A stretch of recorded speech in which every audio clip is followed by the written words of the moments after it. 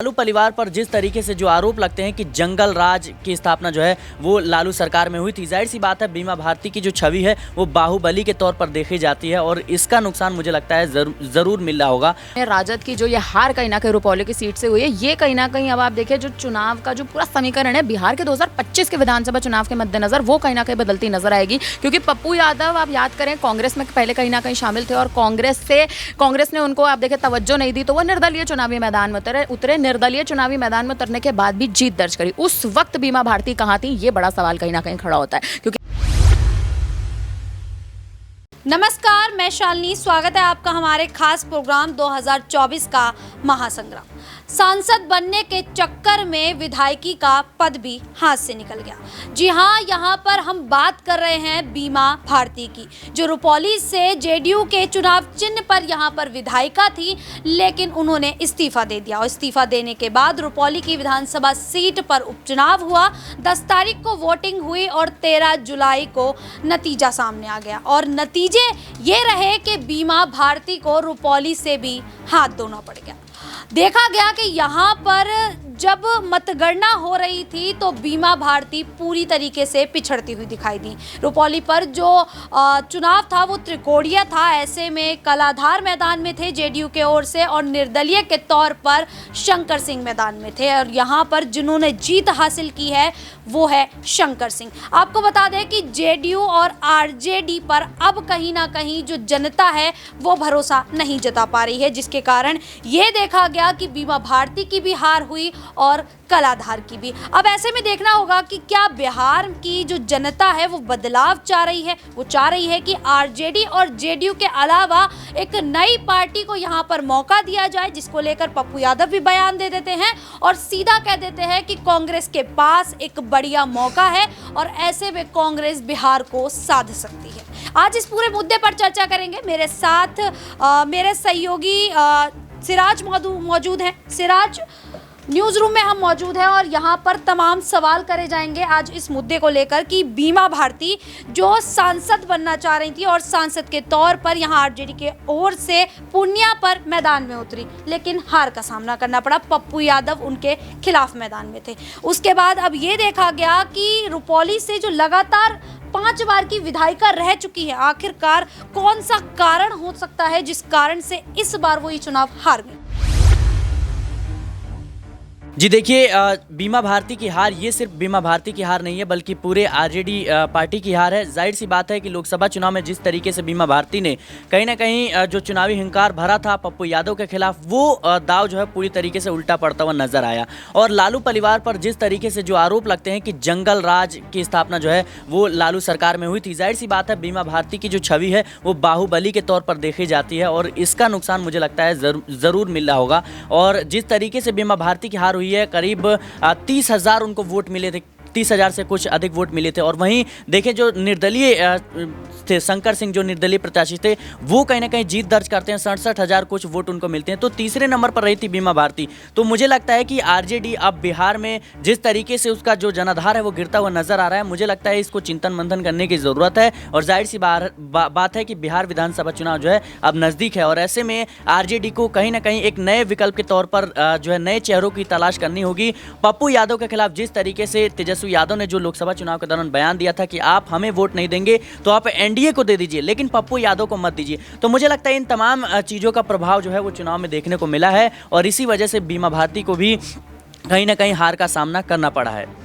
बिल्कुल, जिस प्रकार से लालू प्रसाद यादव ने लोकसभा चुनाव में बीमा भारती को मौका दिया, उसके बाद हार का सामना करना पड़ा बीमा भारती को और ये देखा गया कि आरजेडी की ओर से एक बार फिर से उन पर भरोसा जताया गया और यहाँ पर रुपौली से आरजेडी ने बीमा भारती को टिकट दे दिया, लेकिन नतीजा वही रहा कि इस बार भी उन्हें हार का सामना करना पड़ा। अब ऐसे में बिहार में कह सकते हैं कि जल्द से जल्द या 2025 में विधानसभा चुनाव होने हैं, क्या बीमा भारती भारती अपने राजनीतिक करियर को बचाती हुई दिखा पाएंगे और क्या एक बार फिर से लालू प्रसाद यादव उन पर भरोसा जताएंगे। लेकिन वहीं अगर पप्पू यादव की भूमिका की बात की जाए कि बीमा भारती के समर्थन में थे पप्पू यादव, पहले तो उनके खिलाफ थे, लेकिन जब बीमा भारती ने उनसे मुलाकात की उसके बाद वो उनके समर्थन में आए। रुपौली की जो जनता है उनसे माफ़ी भी मांगी। लेकिन क्या सच में पप्पू यादव बीमा भारती के समर्थन में थे भी या नहीं, ये भी एक बड़ा सवाल बन जाता है। आश्रुति से जानेंगे। आश्रुति, क्या लगता है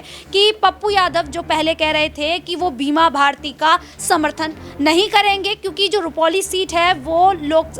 पूर्णिया की लोकसभा सीट के अंतर्गत ही आती है, ऐसे में वो ये कह रहे थे कि अगर रुपौली की जनता को कोई भी नुकसान पहुंचाएगा तो वो उसके समर्थन में किसी भी हालत में नहीं जाएंगे। ऐसा बयान उन्होंने इसलिए भी दिया क्योंकि बीमा भारती के जो बेटे हैं राजा, उन पर व्यवसाय की हत्याकांड की साजिश रचने का जो आरोप है वो सामने आ रहा है। इसको लेकर पप्पू यादव ने बड़ा ऐलान किया, लेकिन उसके बाद जब बीमा भारती ने मुलाकात की तो यहाँ पर पप्पू यादव उनके समर्थन में उतर गए। क्या सच में पप्पू यादव बीमा भारती के समर्थन में थे भी या नहीं? देखिए, मुझे ऐसा लगता है पप्पू यादव का बीमा भारती को समर्थन देना और इस मौजूदा स्थिति में राजद की जो ये हार कहीं ना कहीं रुपौली की सीट से हुई है, ये कहीं ना कहीं अब आप देखिए जो चुनाव का जो पूरा समीकरण है बिहार के 2025 के विधानसभा चुनाव के मद्देनजर वो कहीं ना कहीं बदलती नजर आएगी। क्योंकि पप्पू यादव, आप याद करें, कांग्रेस में पहले कहीं ना कहीं शामिल थे और कांग्रेस ने उनको आप देखें तवज्जो नहीं दी तो वो निर्दलीय चुनावी मैदान में उतरे। निर्दलीय चुनावी मैदान में उतरने के बाद भी जीत दर्ज करी। उस वक्त बीमा भारती कहाँ थी, ये बड़ा सवाल कहीं ना कहीं खड़ा होता है। क्योंकि आप देखें जब पूर्णिया के सीट पर हुंकार वो कहीं ना कहीं चुनाव की भर रहे थे और उसके बाद जीते भी। जीतने के बाद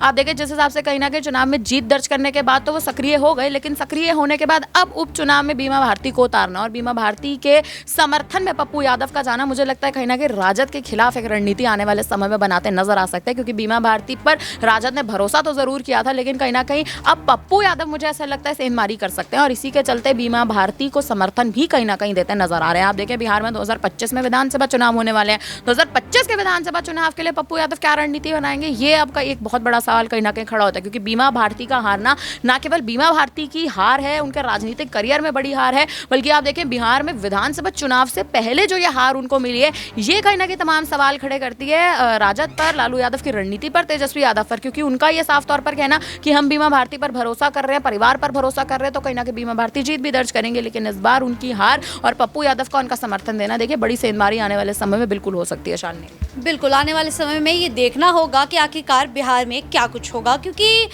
बिहार में जिस तरीके से पप्पू यादव ने ये बयान दे दिया कि अब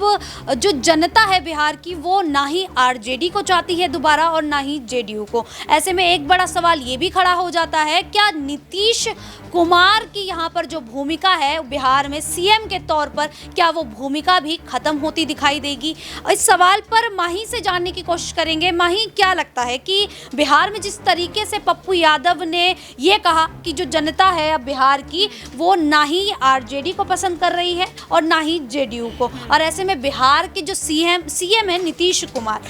क्या वो अपनी सीएम की गद्दी को खोते दिखाई देंगे और क्या एक नया चेहरा उभर कर सामने आएगा बिहार से? जी बिल्कुल, देखिए उसमें कोई दो राय नहीं है। जिस तरीके से नीतीश का गिरता हुआ वर्चस्व और जिस तरीके से आपने देखा बिहार में पुलों की क्षति हुई है, कहीं ना कहीं नीतीश कुमार की बहुत ज़्यादा किरकिरी देखने को मिल रही है। ऐसे में माना ये जा रहा है कि चिराग पासवान जिस तरीके से उभरते हुए नेता के तौर पर सामने आ रहे हैं, लगातार ये बात कहते हुए नजर आते हैं, विशेष राज्य का दर्जे की मांग करते हैं, आरक्षण की मांग करते हैं, तमाम तरीके की बात, युवा रोजगार की बात करते हैं। तो ऐसे में कहीं ना कहीं चिराग पासवान एक उभरते हुए नेता के तौर पर, सीएम के तौर पर देखे जा सकते हैं। बीच में अटकलें लगाई जा रही थी कि नीतीश कुमार के जो बेटे हैं निशांत कुमार को राजनीति में हो सकता है कि नीतीश कुमार को बड़ा चांस देते हुए नजर आए, लेकिन ऐसी अटकलों पर कहीं ना कहीं पानी फिरता हुआ दिखाई देता है। मनीष कुमार वर्मा जो हैं नीतीश कुमार के करीबी, उनको लाया जाता है, फिर बोला जाता है कि हो सकता है कि वो सीएम पद के लिए आगे आ सकते हैं, लेकिन अभी इस तरीके की कोई अटकलें नहीं है और भारतीय जनता पार्टी जाहिर तौर पर नहीं चाहेगी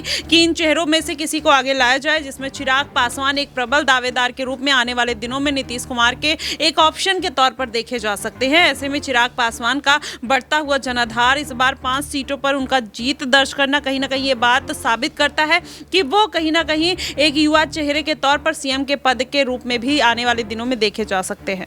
बिल्कुल, सीएम की गद्दी कहीं ना कहीं नीतीश कुमार के हाथों से निकल सकती है, ये भी सवाल खड़ा हो रहा है। और साथ ही जो बीमा भारती लोकसभा चुनाव में भी हारी हैं और